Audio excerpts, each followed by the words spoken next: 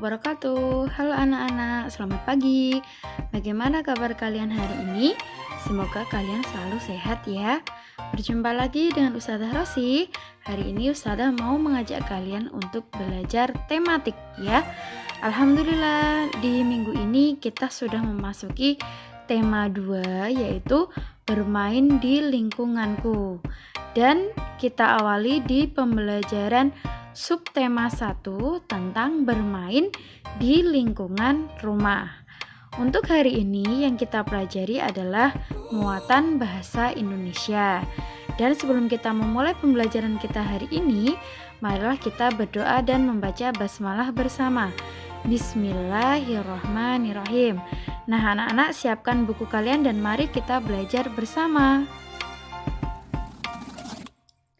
Kita mulai dari ciri-ciri benda ya. Setiap benda itu mempunyai ciri masing-masing yang berbeda-beda.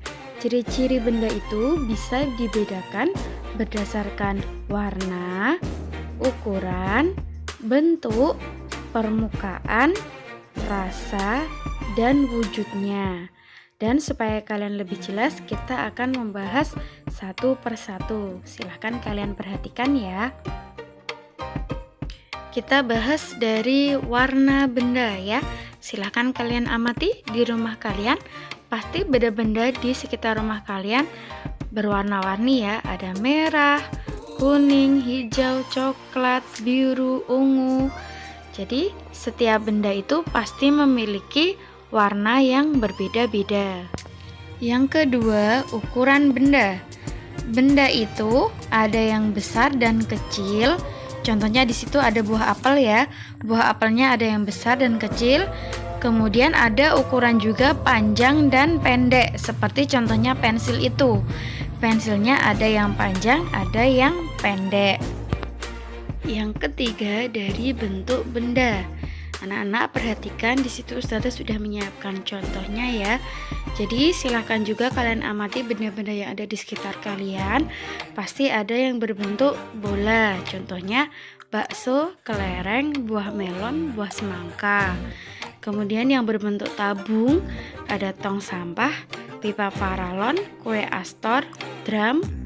Kemudian ada yang berbentuk kubus, dadu, bak mandi, kotak kardus, puzzle warna. Kemudian ada yang berbentuk balok, ada almari, kotak snack, kotak dapur, dan kotak TV. Kemudian ada juga yang berbentuk segitiga, ada bendera, ada tanda lalu lintas, ada penggaris juga, ada sandwich, ada atap rumah, kemudian ada hanger. Itu contoh-contoh bentuk benda yang ada di sekitar kita. Yang keempat adalah permukaan benda ya. Permukaan benda itu ada dua, ada yang kasar, ada juga yang halus. Kasar itu artinya kasap, kesat, tidak halus saat diraba. Kalau halus itu adalah lembut, licin, tidak kasar saat diraba. Di situ saya sudah memberikan contohnya. Untuk yang benda kasar ada buah durian, sedangkan untuk benda yang halus ada buah semangka. Yang kelima adalah rasa benda. Benda ada yang memiliki rasa, ada juga yang tidak memiliki rasa. Rasa benda ada yang manis dan asin, kemudian ada juga yang asam, pedas, dan pahit. Gula rasanya manis, garam rasanya asin, jeruk nipis rasanya asam, sambal rasanya pedas, daun pepaya rasanya pahit. Rasa itu bisa kita rasakan jika kita mencicipi atau makan dari makanan tersebut ya, dan banyak sekali contoh lainnya. Dan yang terakhir, yang keenam, kita membahas tentang wujud benda. Di sekitar kita banyak sekali benda ataupun di lingkungan rumah kita ya.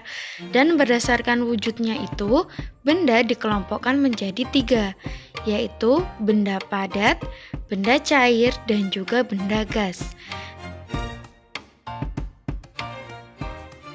Benda padat cirinya bentuknya tetap dan ukurannya tetap.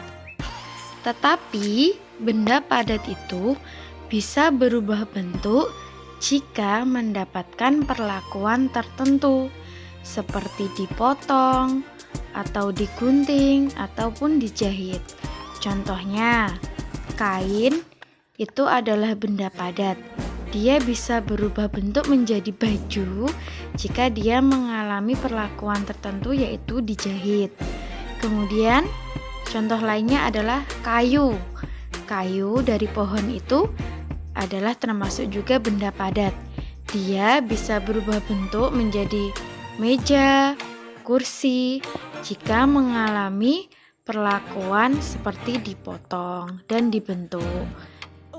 Kemudian contohnya kertas. Kertas adalah benda padat. Dia mengalami perlakuan khusus seperti dipotong dan dibentuk-bentuk. Di situ dia bisa berubah menjadi origami burung.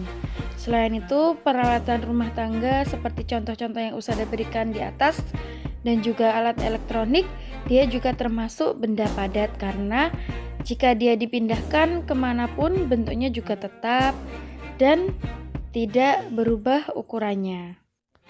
Selanjutnya adalah benda cair, ya. Karena bersifat seperti air, maka bentuk benda cair itu bisa berubah sesuai dengan tempatnya.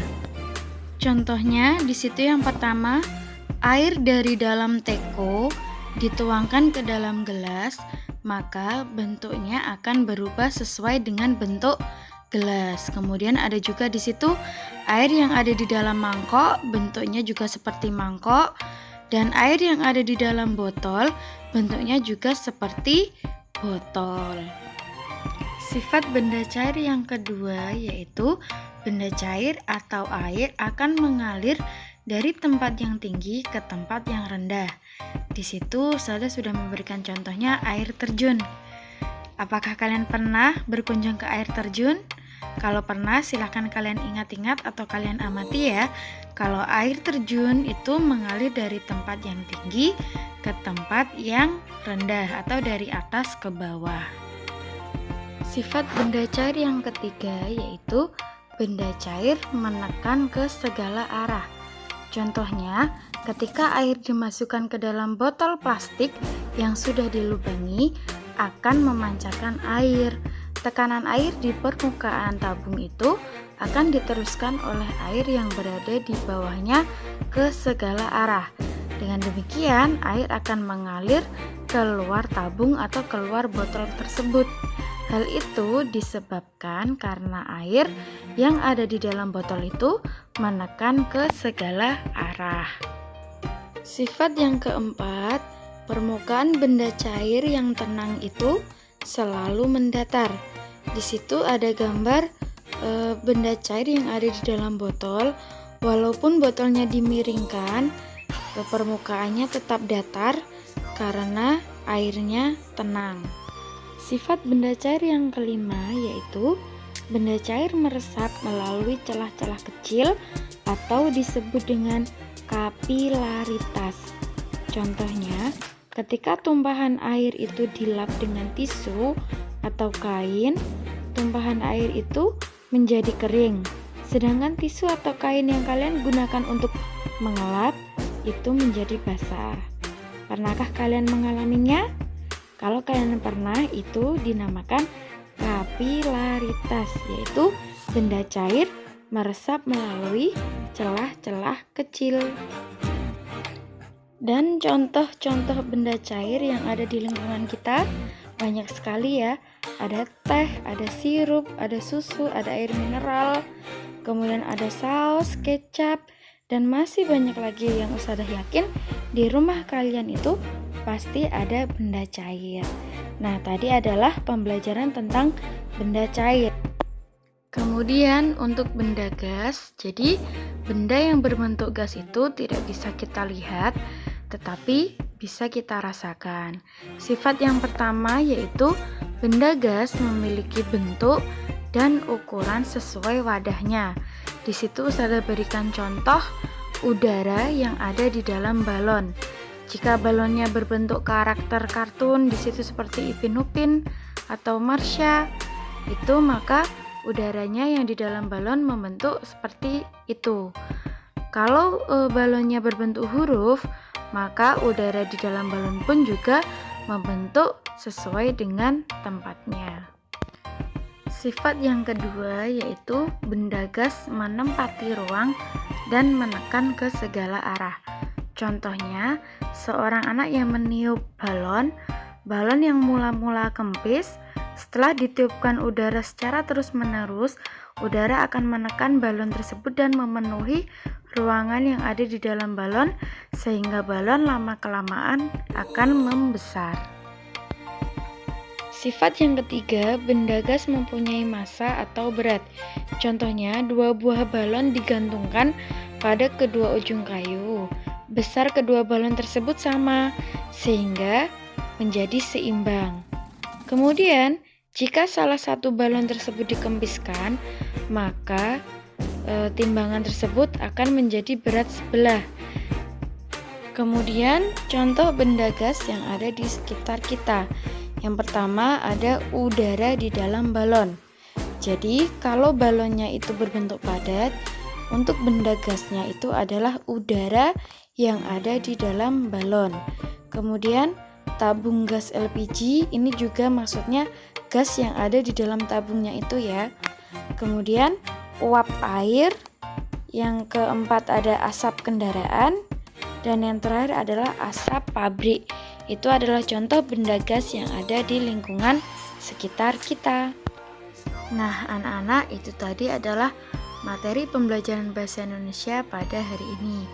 Dan untuk mengecek seberapa paham kalian terhadap materi hari ini, Ustazah sudah menyiapkan kalian 5 latihan soal. Nanti silahkan kalian kerjakan di buku tugas tematik. Silahkan kalian tulis juga soalnya dan dijawab dengan baik supaya nanti kalian mendapatkan nilai yang terbaik. Jawablah pertanyaan tersebut sesuai dengan keadaan atau benda-benda yang ada di rumah kalian ya. Materi pelajaran kita hari ini bisa juga kalian pelajari di buku pena yang sudah kalian ambil di sekolah kemarin.